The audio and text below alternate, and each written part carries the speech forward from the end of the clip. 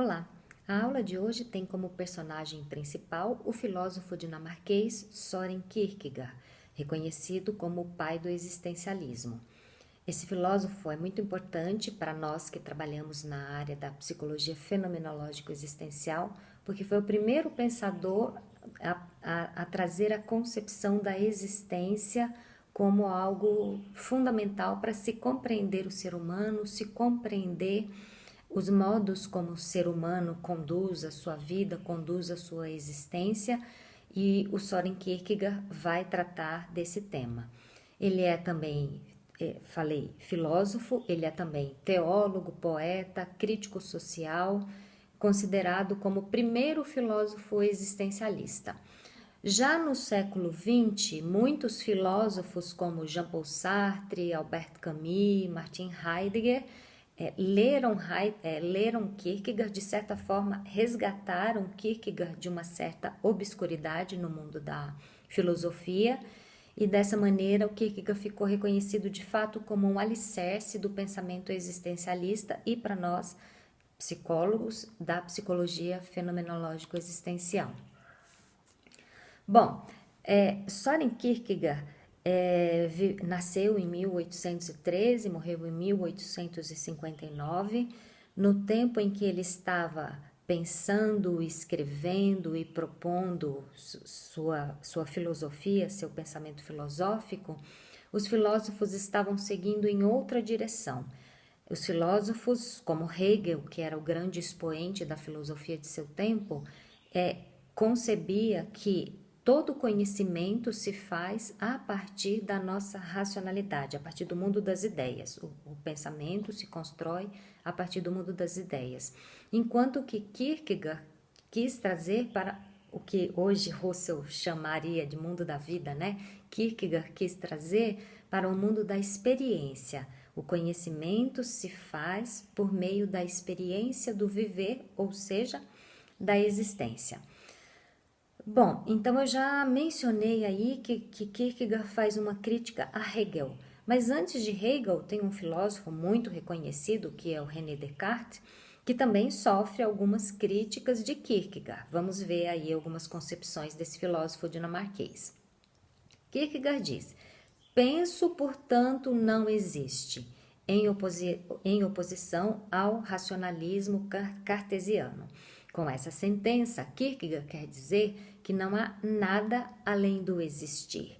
Não há o pensamento a priori do existir. O existir, esse sim, ele ganha a cena de todas as construções de conhecimento e de experiências.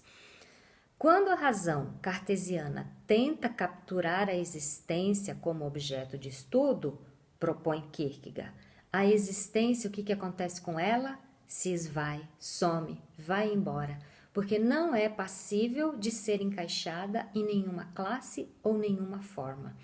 Então, Kierkegaard está fazendo uma crítica a Descartes, que Descartes pretende posicionar a existência dentro de um sistema de pensamento classificatório.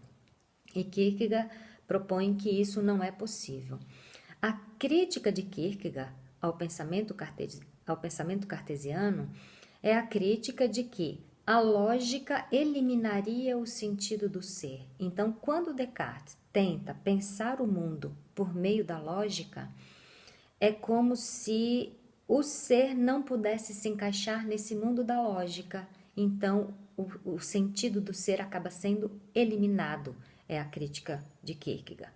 E aí é como se, pensando numa metáfora, é como se a moldura devorasse o painel, quer dizer, é como se a moldura de um quadro se tornasse mais importante do que o próprio quadro. A moldura seria esse sistema de racionalidade, o quadro é a própria existência.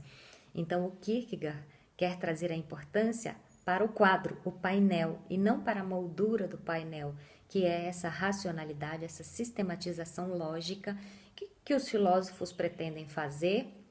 E claro, os filósofos estão direcionados por uma premissa, um modo de pensamento, e não vamos dizer que Descartes estava errado, mas que Kierkegaard tenta jogar a luz sobre outra perspectiva, que não a perspectiva do Descartes, né? E aí o Kierkegaard ainda faz a crítica, né? É que a dialética do pensamento acaba suprimindo o que é a existência, que ele chama de mistério. A existência, ela não pode ser apreendida como os sistemas lógicos pretenderiam fazer, né? Sendo assim, Kierkegaard propõe um afastamento do racionalismo cartesiano, jogando luz sobre a existência, que se manifesta sempre de maneira singular. Mais um ponto aí que torna essa filosofia existencialista uma filosofia com pouca probabilidade de construir sistemas de pensamento classificatórios. Se a existência é singular, como é que eu vou encaixar uma existência dentro de uma classe pré-estabelecida? Não é possível. Cada existência é singular. Então, o sistema de classificação do pensamento lógico acaba sendo desnecessário, digamos. Bom, Kierkegaard ainda faz uma crítica a Hegel. Hegel foi um filósofo muito renomado no tempo de Kierkegaard.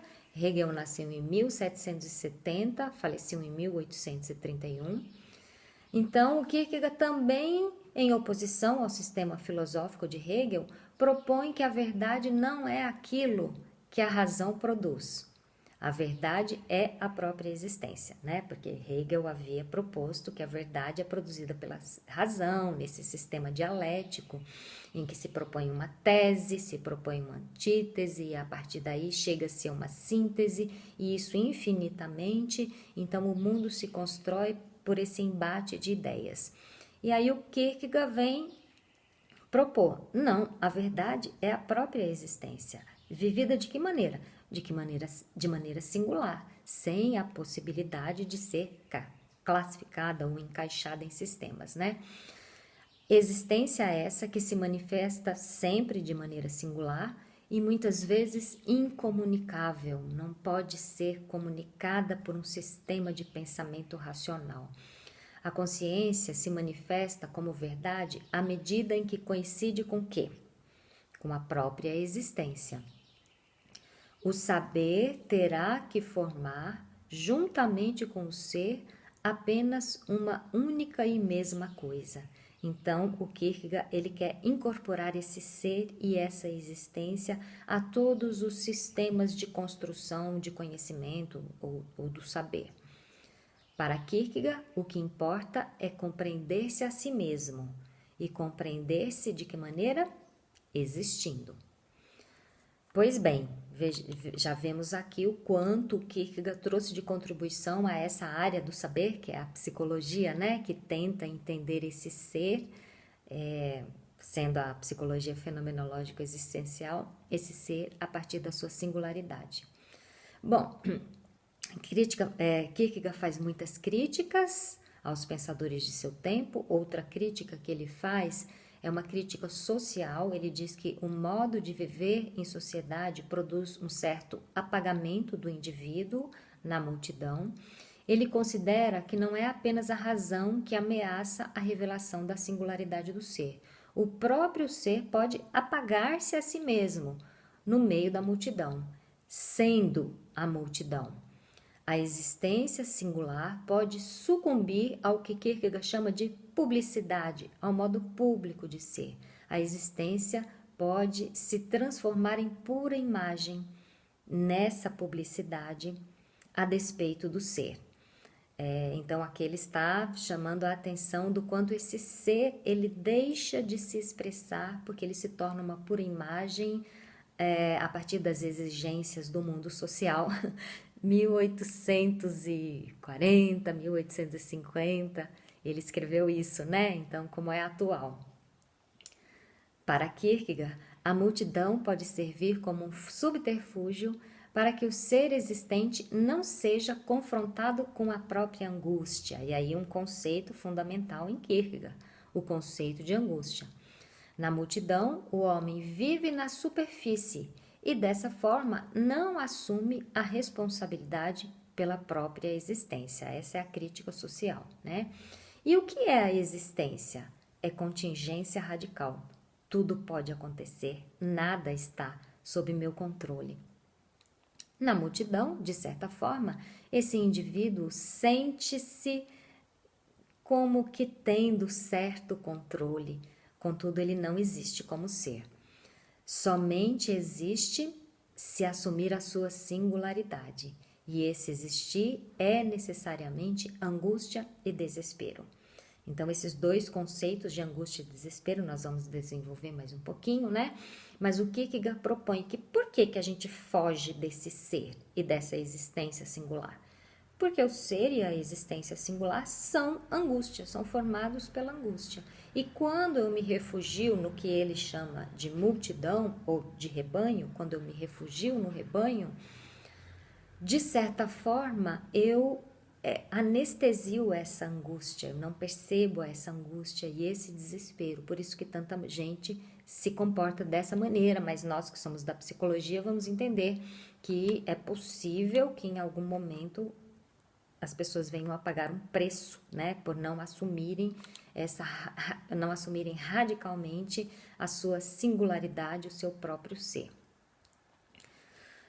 Completando aí mais um pouquinho o pensamento de Kierkegaard, na multidão não é preciso pensar, nem é preciso refletir, nem é preciso tomar decisões.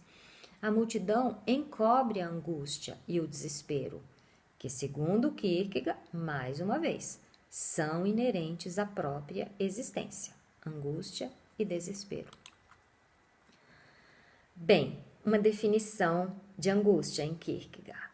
A angústia é a realidade da liberdade como possibilidade antes da possibilidade. Vamos de novo? A angústia é a realidade da liberdade. Como o quê? Como possibilidade. Contudo, essa possibilidade é antes da possibilidade concreta acontecer.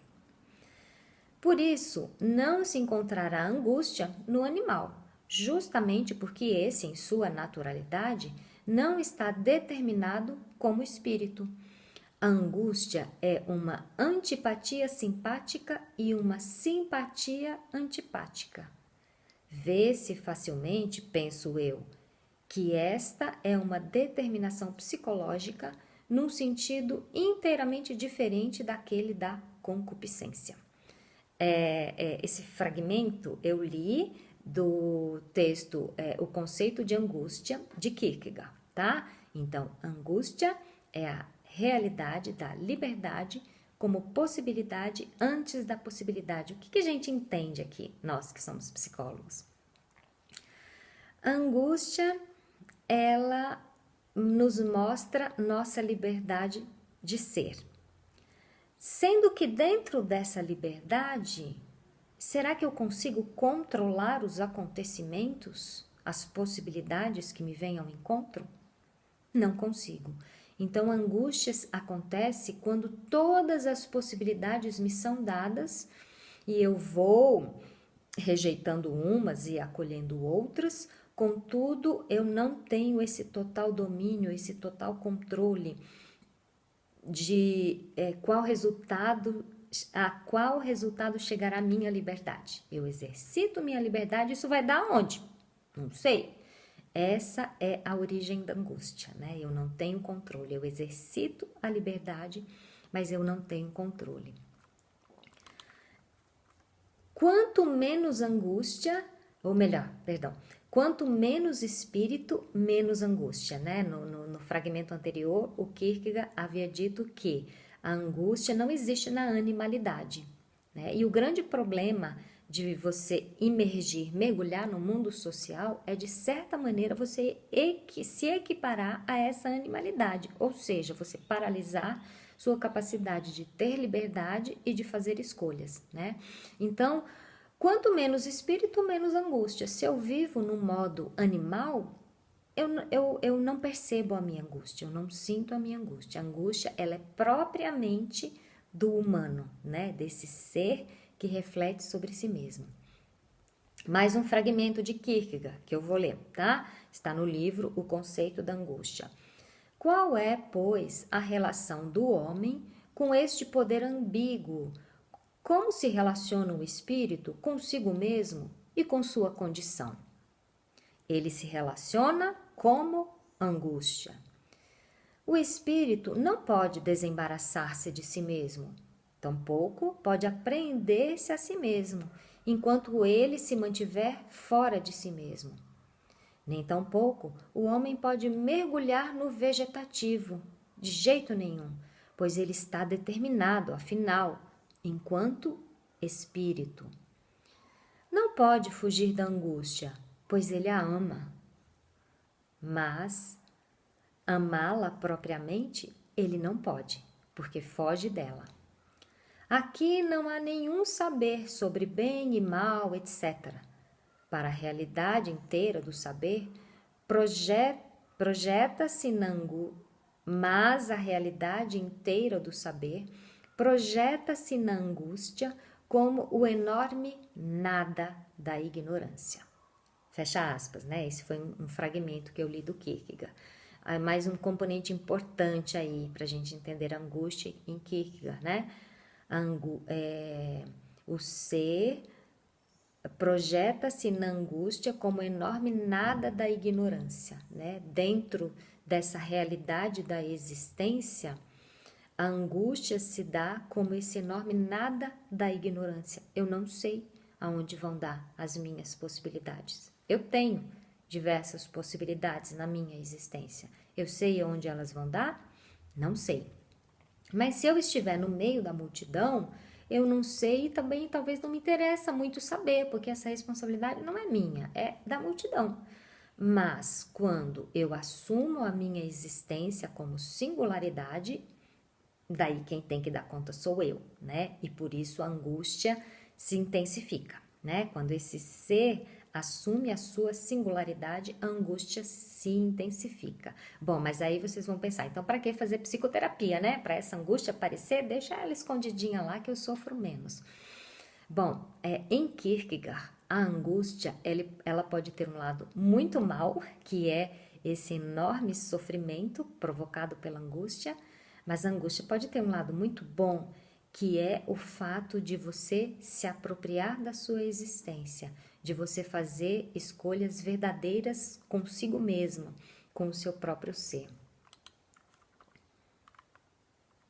Aqui eu transcrevi um trecho do poema Tabacaria, de Álvaro de Campos, Fernando Pessoa, né?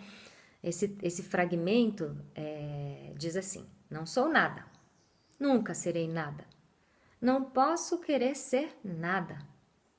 A parte isso, tenho em mim todos os sonhos do mundo. Janelas do meu quarto de um dos milhões de mundo que ninguém sabe quem é. E se soubessem quem é, o que saberiam? Dais para o mistério de uma rua cruzada constantemente por gente, para uma rua inacessível a todos os pensamentos, real, impossivelmente real, certa, desconhecidamente certa. Com o mistério das coisas por baixo das pedras e dos seres, com a morte a pôr umidade nas paredes e cabelos brancos nos homens, com o destino a conduzir a carroça de tudo pela estrada de nada. Eu trouxe essa ilustração, poema Tabacaria, um fragmento, né, do poema Tabacaria, de Álvaro de Campos, porque tanto no pensamento de Kierkegaard, quanto nessa poesia particularmente, no Fernando Pessoa em geral, mas nessa poesia particularmente, a gente vê a contradição, né? O Kierkegaard diz, essa existência, ela de fato é feita de contradição, mais um componente aí para nos angustiar, né? Então eu sou nada, mas eu tenho todos os sonhos do mundo. Que contradição é essa? É a contradição do humano. Bom, falei que Kierkegaard propõe que a existência, ela é feita de angústia e desespero. Ela é propriamente angústia e desespero. E que essa existência tem um caráter espiritual que só é possível ao humano. Toda a animalidade não acessa, né, esse caráter espiritual. Pois bem, da angústia eu já falei um pouquinho, agora eu vou falar um pouquinho do desespero. O desespero, para Kierkegaard, é uma condição que pode conduzir o homem em duas vias opostas. Pode levá-lo ao encontro consigo mesmo ou pode levá-lo à perda total de si mesmo. Angústia e desespero podem levar esse humano a se perder de si mesmo, mas podem ser um combustível fundamental para esse humano se apropriar de seu ser. Por isso que é tão importante para nós da psicologia fenomenológica, né? O encontro consigo mesmo, enquanto ser temporal e eterno, é a porta que se abre para a transcendência. O desespero desarraiga o homem de si mesmo, como ser finito, e entrega-o a si mesmo naquilo que tem de eterno. Esse desespero oferece ao homem a possibilidade de experimentar sua existência naquilo que ela tem de infinito e absoluto. Né? Então, esse seria o lado bom do desespero. Né? O desespero é eu me dar conta de que eu não dou conta. Desespero é eu me aperceber do quanto eu não sou suficiente, eu não sou capaz de dar conta da minha própria existência. O desespero é essa autocompreensão da finitude, dos limites, da vulnerabilidade. O desespero é essa autocompreensão. Mas, de acordo com Kierkegaard, o desespero pode me desarraigar desse lado humano totalmente finito e pode me lançar num lado humano que é infinito, porque o homem é essa síntese de finito e infinito, de limitado e também de absoluto, né? E por meio do desespero eu posso me lançar nesse absoluto, nesse infinito, né? Nesse poder humano que transcende ao próprio humano enquanto existência puramente animal. Bom, falei que tem o desespero bom e o desespero mau, a angústia boa e a angústia má, né? Estou qualificando como bom e mal, né? Mas é no sentido de que me leva a uma apropriação de mim mesma ou que me afasta de uma apropriação de mim mesma e me lança num modo ou animal ou objeto ou produção em série. Então, esse lado que me lança para esse lado, para a produção em série, para objeto, para animal, seria o outro lado do desespero, aquele que pode levar o indivíduo à perda total de si mesmo, como um rompimento íntimo da alma, levando a uma espécie de endurecimento. Nesse caso, é como se estivéssemos perdidos, é como se estivéssemos lançados na morte, mas uma morte em que não se acaba de morrer, seria como viver a morte. Então, nas palavras do próprio Kierkegaard, esse desespero que não me desarraiga desse lado mais animal, mas que me mantém, né, nesse lado animal objetificado, seria como eternamente morrer. Morrer sem todavia morrer. Morrer a morte, porque morrer significa que tudo está acabado, mas morrer a morte significa viver a morte. Então, esse fragmento são palavras do Kierkegaard no livro Desespero Humano. Então, ele concebe o desespero como uma qualidade desse humano que ela pode ser trabalhada por nós, né? Ou eu entro em contato com o meu desespero e realizo algo a partir dele, algo que realiza o meu ser.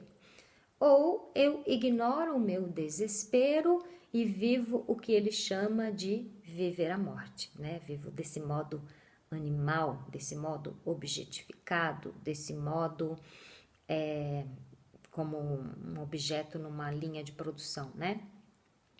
Por isso, o desespero é considerado por Kierkegaard como a doença mortal. O indivíduo não pode libertar-se de seu eu, mas também não pode encontrar-se com seu eu. Não pode aniquilar-se, mas também não pode, por seus próprios esforços, transcender sua finitude e entregar-se a um modo eterno de existir. Ele vive, pois, essa doença mortal que é o desespero. Mais um fragmento de Kierkegaard. O desespero, todavia, é precisamente a inconsciência em que os homens estão de seu destino espiritual. Né? Eu falei que Kierkegaard é teólogo, além de filósofo, né? Então ele compreende esse humano como ser espiritual. E desespero é você estar distanciado desse modo espiritual de ser. Aqui vou ler um fragmento de Kierkegaard em Desespero Humano. Abre aspas. A contemplar as multidões à sua volta, a encher-se de ocupações humanas, a tentar compreender os rumos do mundo, esse desesperado esquece-se de si mesmo, esquece o seu nome divino, não ousa crer em si mesmo e acha demasiado ousá-lo sê-lo, e muito mais simples e seguro assemelhar-se aos outros, ser uma imitação servil, um número confundido no rebanho. Fecha aspas. Né? Ele está descrevendo aí essa pessoa que foge do desespero e que se agrega a esse rebanho, a essa multidão, onde a angústia e o desespero são paralisados. Mas nós que somos da psicologia sabemos que muitas vezes isso pode aparecer em sintomas, somatizações, em sofrimentos outros que a gente não dá o nome de angústia, nem de desespero. A gente pega e dá o nome de um diagnóstico, né? Quem sabe na raiz desse diagnóstico estão antigas decisões, as decisões de não se deparar com o seu próprio ser, com a sua própria liberdade e responsabilidade perante a existência, né? Bom, aí ele vai desenvolver um pouquinho sobre a sociedade do rebanho, né? Vou ler um fragmento de Kierkegaard, também em Desespero Humano. Perder-se de si mesmo e pertencer ao rebanho representa, para Kierkegaard, o modo de ser como a sociedade quer. O fato de o homem não arriscar, e arriscar para Kierkegaard é dar o salto, é lançar-se à consciência de si mesmo. O fato de o homem não arriscar leva-o a ganhar o mundo inteiro e perder o seu próprio eu. Não, agora sim que é o fragmento de Kierkegaard, tá? Abre aspas. Os homens não fazem a mais leve ideia de ser espírito e ser esse absoluto que ao homem é dado ser, né? Então, o Kierkegaard contempla essa possibilidade do absoluto e a qual o homem pode ser lançado e da qual o homem foge constantemente, esse humano que está mergulhado no rebanho, né? Para Kierkegaard, a existência é desespero e angústia, só para ficar bem claro. Para Kierkegaard, a existência humana é desespero e angústia. Ao deparar-se com a possibilidade da morte, não apenas a possibilidade, mas a certeza da morte, esse humano experimenta angústia. Então, a angústia também surge mediante o reconhecimento da finitude, né? Porque o homem, ele tem esse lançar-se para o espiritual e essa compreensão da finitude, ela é extremamente difícil de nós lidarmos com ela. Porém, se formos capazes de lidar com ela, fazendo como ele chama de síntese, né? Entre finito e infinito, poderemos viver uma existência mais em paz. Ele não usa essa palavra paz, sou eu que estou trazendo, né? Mas uma existência que seja, ele chama de próxima ao absoluto, lançada no absoluto, uma existência espiritual, né? Bom, tal como o desespero, a angústia também pode levar a duas atitudes divergentes e fundamentais diante da existência. O homem pode esquivar-se dessa certeza, dos seus limites e da morte, ou pode ressignificar a sua existência a partir do confronto com seus próprios limites e, enfim, com a morte. Nesse caso, a angústia está ligada à possibilidade e à liberdade, né? Então, é preciso pensar na finitude, é preciso pensar no quanto somos limitados para, a partir desse limite, nos lançarmos numa possibilidade do infinito e do absoluto, nos quais o Kierkegaard crê que é possível ao homem, né? Não apenas que é possível, mas que é o chamado do homem. Esse homem, ele é chamado para ser esse absoluto, que a ele é dado ser. É por meio da angústia que o homem se percebe como debruçado no vácuo. Se, estando precisamente nessa condição, ele aceita a angústia, a ele é dado a possibilidade de quê? De encontrar-se com o absoluto. E esse é o momento do salto, quando ao homem é dado o encontro com o eu que transcende o eu finito. E para concluir, sendo assim, a angústia instala o homem diante de si mesmo e revela quem é esse si mesmo. A angústia, tal como foi concebida por Kierkegaard, revela ao homem quem ele é e o que deve fazer, e por isso é entendida como abertura e possibilidade, né? Então, fechamos a aula tentando trazer esse componente da angústia que é extremamente importante para a pessoa alcançar um modo de ser mais verdadeiro consigo mesmo, né? A angústia instala esse humano diante de si mesmo e revela quem é esse si mesmo. Quem sou eu, separado da multidão? Quais as minhas escolhas? Qual o meu controle sobre essas escolhas? Se eu descubro que não tenho controle, então eu não vou fazer mais escolhas? Eu vou ficar paralisada? Ou eu vou seguir corajosamente, mesmo diante da minha impotência de controlar as consequências das minhas escolhas? São questões que o homem, que o humano deve fazer a si mesmo. O humano precisa se colocar essas questões. Quem sou eu? Uma questão muito filosófica, mas também nos cabe a nós da psicologia. Quem sou eu? Qual a minha liberdade?